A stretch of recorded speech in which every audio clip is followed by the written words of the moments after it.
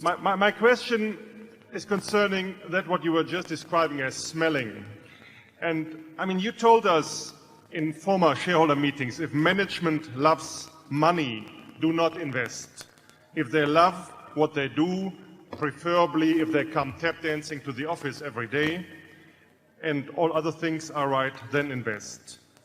That resonated to me very good with the biblical truth that not money itself, but love for money is the root of all evil. And the principle that once made Prussia the largest of all German kingdoms, namely the ethos of doing a job for its own sake. When you tell us in this year's report that you buy a company after talking to the owners for no more than 90 minutes, I'm wondering what kind of, is it the wisdom of experience, just like you described it, or do you do more background work before talking to the owners for 90 minutes? What's the process like? Do you do background checks, or do you talk to competitors? Do the other people in headquarters do that work for you? How does this whole thing work? Well, it's a very good question, and all of the things you suggest might well make sense. I mean, talking to competitors, talking to ex-employees, talking to current employees, talking to customers, talking to suppliers, all of those things Phil Fisher laid out in a book over 40 years ago, and we have done a fair amount of that over the years. But Charlie would have behaved exactly the same way I did on the company you're referring to. I got a call from Craig Ponzio in December on a Monday. It was about a company that made custom picture frames. I'd never heard of the company before. I'd never heard of Craig before. I didn't talk to him on the phone much more than 15 minutes. He would be here today. His wife became seriously ill, or at least we hope it's not serious, but at least there was a problem last night. But Craig talked to me for maybe 20 minutes, and you can tell when, I mean, it's just all the difference in the world. And he laid out what the custom frame, how the custom frame picture business works. And it's not complicated. I hadn't thought about it for 10 seconds in my whole life up till then. You know, I've had some pictures framed, and I get around. But it's not hard. I mean, if you think about it for 30 seconds, the economics of the industry will sort of make themselves manifest to you. There are 18,000 or so framers in the country. It's a small business. So you're dealing with thousands of people. Now, what's important to those thousands of people that you're dealing to? They're doing $250,000 or $300,000 or $400,000 of business a year, and they have customers who come in periodic, like I might come in once every 3 months or every 6 months and say, here, I'd like it framed, and they may ask me about what kind of frame I want, or I may leave it up to them. It's a service operation to a very great degree. And Craig built something starting with, in 1980 or so, with 3 million of sales. He built an organization that became enormously responsive to these 18,000 or so framers. They call on those people 5 or 6 times a year. They get 85% of the frames of those people the next day when they order them.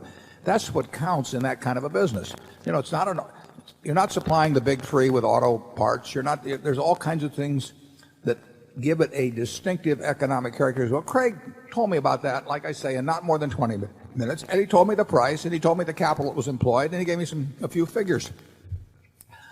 I knew in talking to him that he had a deal that made sense, you know, and I said, when can you come in? That was on a Monday. He said, I'll be there Wednesday morning. And he came with Steve McKenzie, who is here today, and who I encourage you to meet. And I think they got there at 9 and they left at 10:30, and we'd shaken hands.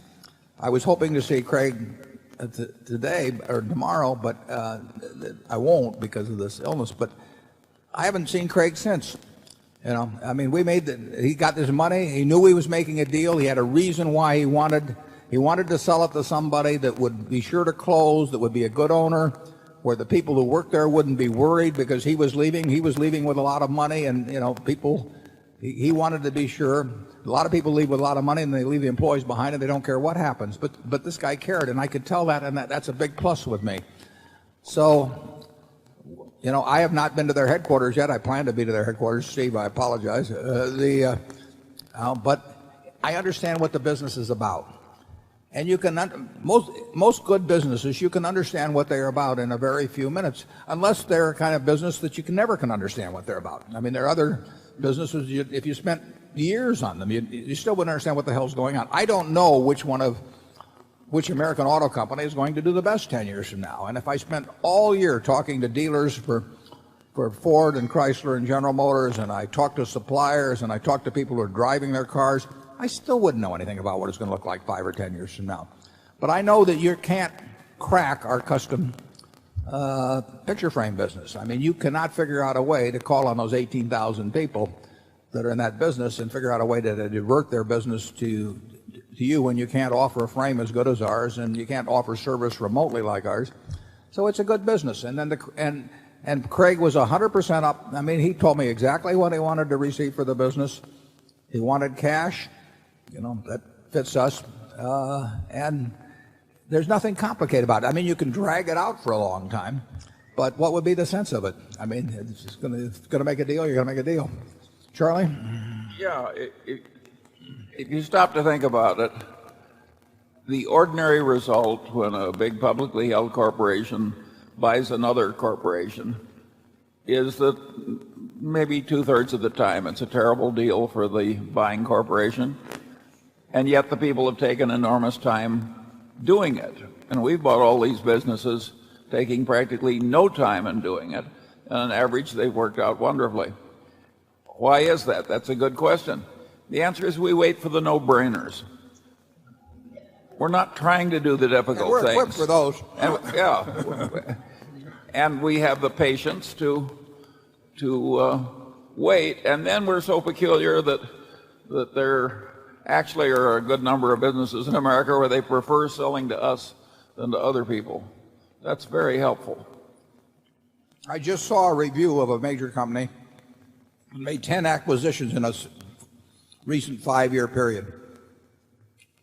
Every one of those 10 acquisitions was preceded by due diligence and all the baloney they go through, and they probably had an investment banker's book and everything. Not one of the 10 in 2001 lived up or was even close to the expectation of the presentation that was made at the time of purchase. In aggregate, the 10 earned 1/4 of what they were projected to earn in 2001. In other words, the projections were for 4 times the actual earnings. And these were companies with strategic, this is a company with a strategic, acquisition department with loads of people to go over the due diligence, with investment bankers, quote, helping them, end quote, all along the way. And 10 out of 10 failed miserably. And, you have to ask yourself, how can you produce that? Because the world didn't go to hell during that period either. I mean, that was not a time when we went into a Great Depression or anything of the sort.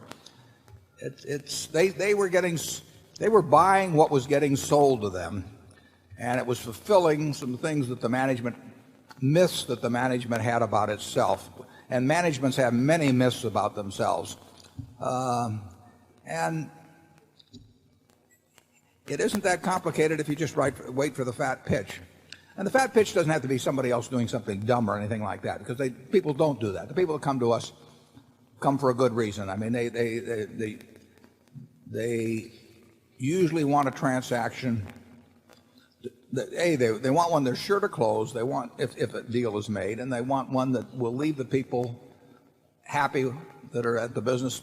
When it was announced at Johns Manville, I believe that Berkshire was the buyer. I understand there was a standing ovation, and I've seen it at, whether it's Jordan's or Star Furniture.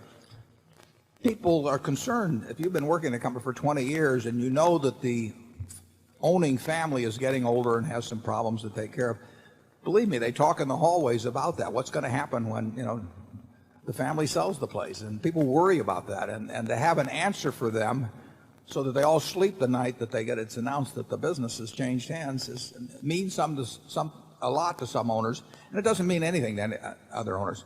I don't think we've ever bought a business from a financial operator. Can you think of any, Charlie? I can't think of one. No. The Somebody once defined hell in a legal system as a place with endless due process and no justice, and we're getting close. And similarly, in the corporate world, if you have endless due diligence and no horse sense, you've just described a corporate hell, at least for the people who own the business.